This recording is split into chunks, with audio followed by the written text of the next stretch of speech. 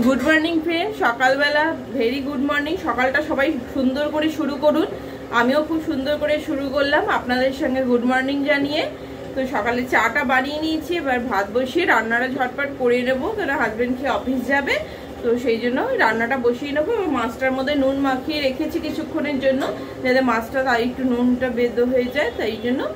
তারপরে এবার ভাতটা বসিয়ে চাটা আমি খেয়ে নেবো আর বাকি কাজগুলো ঝটপট করে নিতে হবে কারণ অনেকটা দেরি হয়েছে তাই জন্য খুব তাড়াতাড়ির মধ্যে রান্নাটা করতে হবে। আজকে হবে মাছের ঝোল আর তার সাথে আরেকটা কিছু হবে সেটা এখন দেখছি কি করা যায়।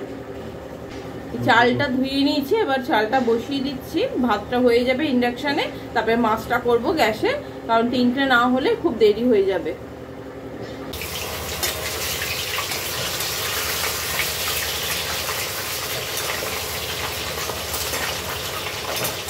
প্রথমে মাছের ঝোলে আলুটা একটু ভাজতে দিয়ে দিয়েছি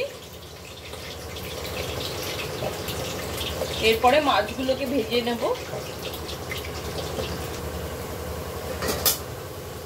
আজকে যে মাছের মাথাটা আছে ওটা দিয়ে একটু মুড়ি ঘন্ট মতো করে নেব। না ভাবছি প্রথমে মাছটাই ভাজতে দিয়ে দিই কারণ মাছটা যদি একদম না হয় তাহলে হাজবেন্ড কোনোটাই না হলে কিছু খেয়ে যেতে পারবে না। তো আগে এটা করে নিন মাছের ঝোলটা অ্যাটলিস্ট একটা হয়ে যাবে তারপরে আরেকটা করব যদি সেটা নাও হয় অসুবিধা হবে না তাতে।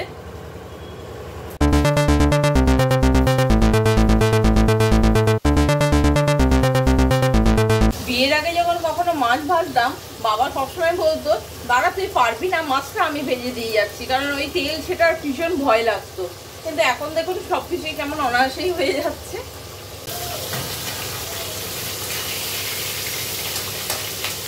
মাছগুলো প্রায় ভাজা হয়ে এসছে এবার একটু মাছগুলো নামিয়ে নিয়ে মশলাটা দিয়ে কষিয়ে ঝোল করে নেব।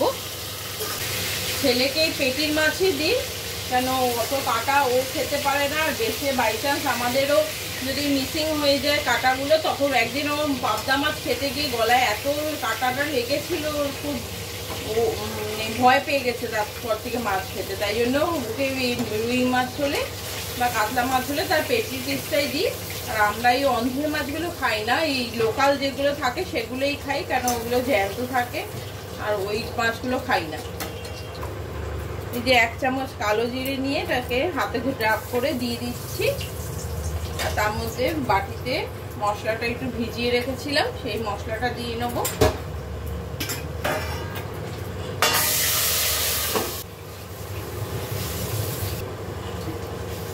মশলাটা দিয়ে আলুটা দিয়ে দিলাম আলুটা দিয়ে একটু ভালো করে কষিয়ে ঢাকা দিয়ে রাখবো যাতে আলুটা কিছুটা সেদ্ধ হয় তারপরে কষে আসলেই জলটা দেব।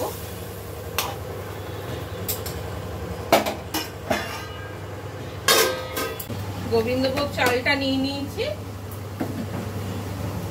সেটা একটু ধুয়ে নিচ্ছি ধুয়ে একটু জল দিয়ে রেখেছি তারপরে এটা ঝট করে বসিয়ে দেবো যখনই এই মাছের ঝোলটা হয়ে যাবে। দেখুন এটা একদম সুন্দর করে কষে এসেছে আলুটা অনেকটা নরম হয়ে গেছে জলটা দিয়ে দিলাম। আমরা মাছের ঝোলটা খুব ভালো করে পাতলা মতোই খাই তাই একটু বেশি জলই দিতে হচ্ছে।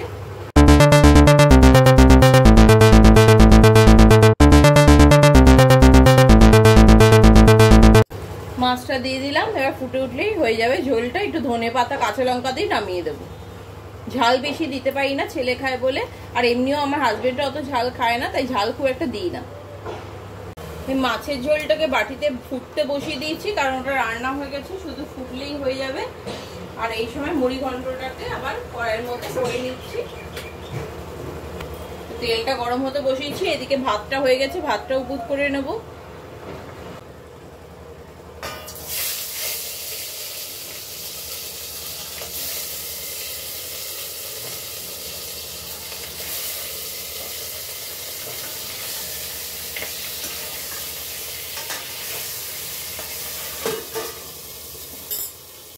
যাচ্ছি এই মাছের ঝোলটাও হয়ে গেছে আর এখানে মুড়ি ঘন্টর তরকারিটাও হয়ে গেছে মোটামুটি এবেলা মতো হয়েছে।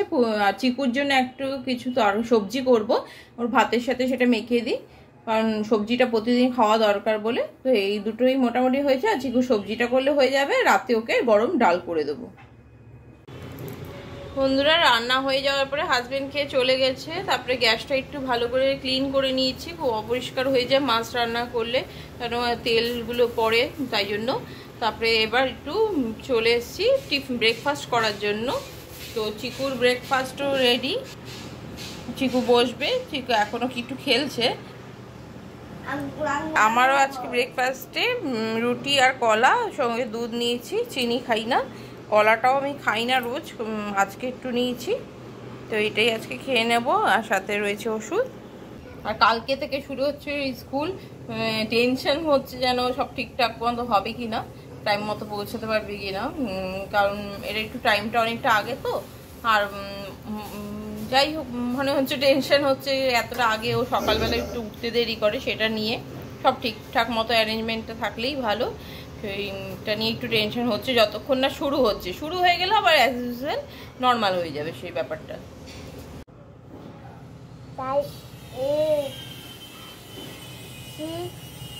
সোজা হয়ে বসে করো চিকু।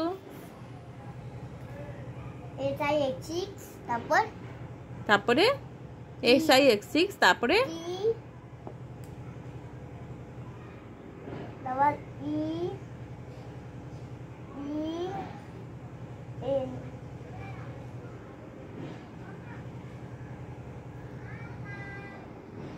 এই যে চিকু সকালবেলা একটু পড়িয়ে নিচ্ছে, ও লিখে নিচ্ছে, স্পেলিং লিখতে দিয়েছি 1 থেকে 20 লিখছে, 16 অবধি হয়েছে।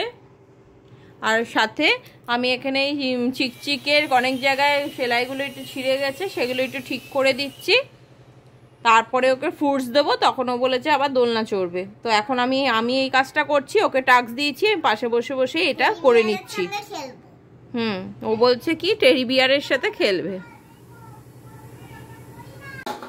স্নান হয়ে গেছে, আমি আর ছেলে খেতে যাব। তো খাবার রান্নার আইটেমগুলো তো আজকে আর দেখিয়ে দিয়েছি, বিশেষ কিছু থাকে না, আমরা মোটামুটি দুটো করেই করি, কারণ বেশি করলেই ওটা হয়ে এক্সট্রা হয়ে যায়, তখন খাওয়া হয় না, সেই থেকে গেলে আর পরের দিন তো ওটা আর খাওয়াই হবে না। তো একটা নতুন জিনিস হয়েছে, ও তো 4.5 বছর বয়স, তো প্রথমে ট্যাবলেটটা খেতে পারতো না, একটা গোল ট্যাবলেট ছোট, তারই হাফ করে খেতে হয়, তো এমনি খেতে পারতো না। তো 2 দিন ধরে আমি ট্রাই করেছি ওকে মুখে খাওয়ার, আগে জল দিয়ে দিচ্ছি, ট্যাবলেটটা দিচ্ছি, ও দেখছি খেয়ে নিচ্ছে, অনেক সময় মুখে থাকছে, আবার জল দিলে চলে যাচ্ছে, হ্যাবিটটা করাচ্ছি, কারণ সবসময় দরকার পড়ে, এখন তো বড় হচ্ছে, এটা দরকার পড়ে, তো আমি এই অভ্যাসটা করাচ্ছি, জল দিয়ে ট্যাবলেটটা এখন মুখেই খেতে পারছে। তো চলুন খেয়ে আসি, তারপরে আবার দেখা হচ্ছে। বন্ধুরা সন্ধ্যা হয়ে গেছে, সন্ধ্যাটা দিয়ে নেবো, তারপর চিকুকে একটু কিছু টিফিন করে দেবো।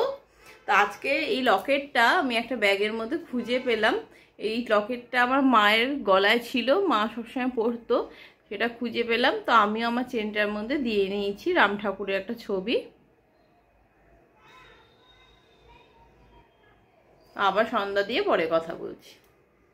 বন্ধুরা আজকে সন্ধ্যা থেকেই একদম ভিডিও করার টাইম পাইনি, ওকে একটু টিফিন করে ট্রাই করলাম চিড়ের পোলাও বানিয়ে, যে ও খাচ্ছে কি না, তাহলে কালকে এটাও বানিয়ে দিতে পারি। আর তাছাড়াও ওর সমস্ত ব্যাগটা একদম রেডি করে রাখলাম, কোনো যাতে মিসিং কিছু না হয়, ওর শার্টের মধ্যে একদম আই কার্ডটাও পর্যন্ত লাগিয়ে রেখে দিয়েছি। তো কালকে সকাল সকাল করবো, কারণ ও তো অত সকালে ওঠে না বলে, যেটা হ্যাবিটটা নেই বলে, তাই জন্য একটু টেনশন হচ্ছে। তো আজকে একটু শুয়ে পড়বো। তো গুড নাইট, আবার কালকে দেখা হচ্ছে নতুন ব্লগ নিয়ে।